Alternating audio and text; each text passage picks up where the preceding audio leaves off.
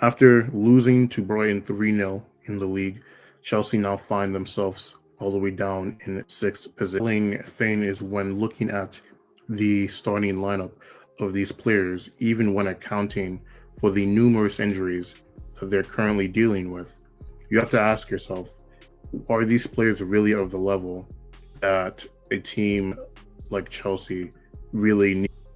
Now, when looking at all of the typical sporting metrics, it currently has them around a fifth, fifth to seventh in terms of the best teams in the league, right? Which is also reflected in their spot on the table. And you have to ask yourself, exactly how is that possible after spending over £1 billion on transfers? So I think what we're going to do is we're going to go into just where exactly all this money really went. Where the is the money going? Now, obviously, we can't talk about who's spending the money without first talking about the ownership change of the club that happened due to the freezing of assets by the UK government for the previous Chelsea owner in Roman Abramovich. This, of course, leading to the change of ownership that was taken up by Todd Bowley, Clear Lake Capital, Mark Walter, Hans-Jörg Weiss to acquire the club. Now, our first stop is going to be the summer of 2022, now that we have the full context of what led us to this situation, and which this was a summer in which Chelsea churned out over £300 million, so about a third of what was on the title. And this is what they got out of it. They had gotten Wesley Fofana from Leicester, who at the time was looked at as a young up-and-coming left center back with plenty of injury concerns. Cucurella from Brighton, who had actually had a really good game against Chelsea in December of the previous year. Raheem Sterling, who was disgruntled about his playtime at City. And Koulibaly, who came from a Napoli team that, while they had not won the title yet, they were still a constant ever-presence in the top part of Serie A. Kwani Chukwuemeka from Aston Villa. Casadei from Syria. Aubameyang, who had just came off having a really good 6-month spell at Barcelona, as well as a goalkeeper in Gabriel Solina and a $3 million loan fee for Dennis Zakaria. So this is what Chelsea had brought in their first initial summer after the takeover. And it had been reported that a lot of this transfer dealings was due to Todd Bowley and him trying to, include Tuchel, who was the manager at the time, in these transfer dealings.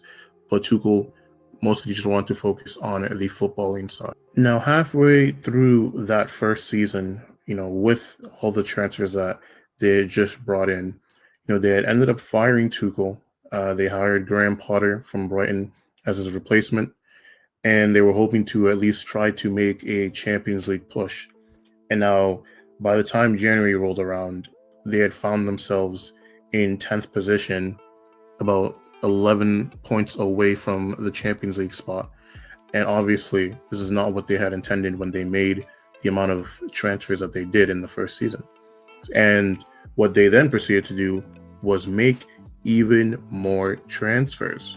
So to address the concerns of the team, they then proceeded to spend a further $318 million in January of 2023 to bring in more players to try to fix this problem.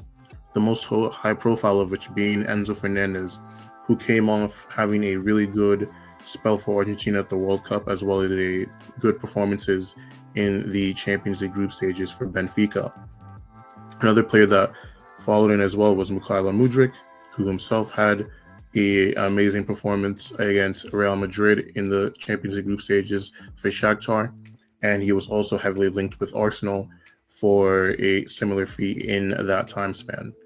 Other players that came in included, Badiashile, who was a solid center back from Monaco from Ligue 1, Madueke, who himself was a somewhat injury-prone winger from PSV, Mal Augusto from Olympique Lyon, Andre Santos from the Brazilian league, as well as David Fofana from Molde. And again, like I said, altogether these players ended up costing another 300 million.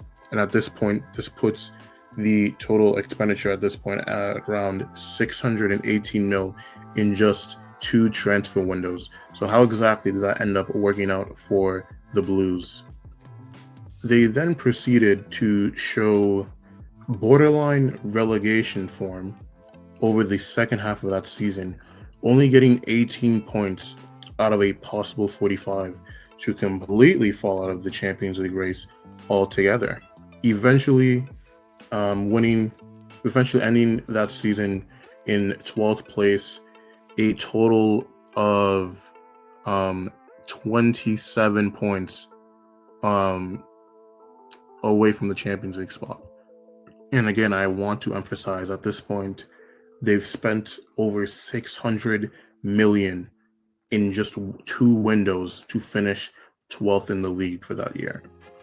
In the summer of 2023, following the departure of key players like Kai Havertz and Mason Mount to fellow Premier League clubs, Chelsea then proceeded in this summer to spend about 460 euros, the equivalent of about 407 pounds, and to bring in the likes of Moises Caicedo, Romeo Lavia to kind of restabilize their midfield, and Kuku, Palmer, and Nicholas Jackson to bring more attacking threat, as well as Axel Disasi to help with the defense, as well as Leslie Ugochukwu as well as Robert Sanchez, the goalkeeper. In fact, they brought in 2 goalkeepers, David Washington and Angelo from Santos, as well as bringing in other various free transfers. And this was thought to be a more of an improvement, and it really kickstarted the Chelsea model of buying young players, seeing as how the oldest players on this list were age 25 and down. With a change in manager to Mauricio Pochettino, and this 23-24 season would turn out to be one that was somewhat interesting. And towards the beginning of the season, Chelsea were definitely inconsistent. And even as late as match day 27, which is around that March to April period, they still found themselves in 10th position in the league. However, a remarkable run, towards the last third of the season, especially in their last 5 matches that they won in a row, was able to secure for them European football for the first time under this current ownership. One of the more underrated aspects of Chelsea in the previous season was the amount of injuries that they had to overcome, prior to that last run of games that was able to propel them into the 6th place. And so going into the summer of 2024, there was somewhat of an optimism in which, the fans and the ownership thought that Champions League qualification should be something to at least be the bare minimum coming into this season. The thought process was that, with a somewhat depleted squad, they were still able to rescue their season somewhat, and that with the new arrivals plus a more full squad, that bigger things were on the horizon. Despite the good end to the season, Pochettino still ended up leaving the club, and it was cited to be mutual consent. And one of the key reasons as to why this happened was his concern about the age of the squad and his insistence on adding more experienced players. Now entering into summer of 2024, Chelsea replaced Pochettino with Enzo Maresca, and these are the main transfers for that summer. They had brought in Pedro Neto from Wolverhampton for 60 million, Joao Felix from Atletico for 52 million, Kieran Dewsbury-Hall, who was a key contributor to Enzo Maresca's Leicester City, for 35, Philip Jorgensen from Villarreal, a young goalkeeper, for 24.5, Omari Kellerman from the under-21s of Aston Villa for 22.5, Mike Penders from Belgium side, Genk for 20 million, Aaron Anselmino from Boca Juniors for 16.5, Renato Vega from FC Basel for 14, Calum Wiley from Atlanta for 10 million, and Mark Gui from Barcelona for 6 million. Tosin Adebayo was their oldest signing from Fulham, and he came as a free transfer. The transfer fee for this summer was a little bit more modest at just over 206 million pounds. Overall, they ended up spending so far 1.2 billion pounds in just a little over 2.5 years, which is honestly pretty impressive when you think about it. And after a brilliant start to the season that saw them as high as second come late November, a stuttering form since mid-December has seen them now currently in 6th place. And the question is, at the end of the day, was it all truly worth it? With an extensive injury list and a tough road ahead of them for the rest of the season, top 4 for the owners is a must to get that sweet, sweet Champions League money. And whether or not they'll be able to do it, the jury is still out on them. So who knows, maybe in a couple of years' time, all the money that they've spent won't look like a complete waste and burning of money, and they'll be the ones in the right. Like I said, only time will tell. If you stuck to the end of the video, you might as well give it a like. Please subscribe to the channel. And I do thank you if you did stick to the end of it.